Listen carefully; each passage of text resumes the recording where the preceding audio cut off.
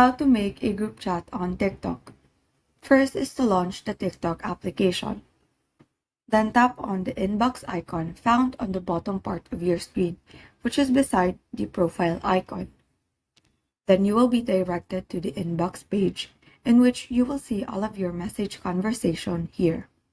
Now to create a group chat, just tap the plus icon found on the upper left corner of your screen. So this tab will appear, which consists all of your friends in your TikTok account. Now select the accounts that you want to add in that group chat by tapping onto that account.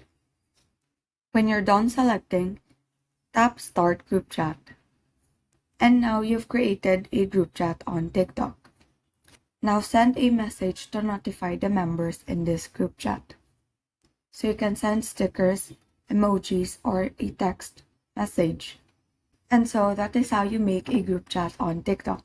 Thank you and have a great day.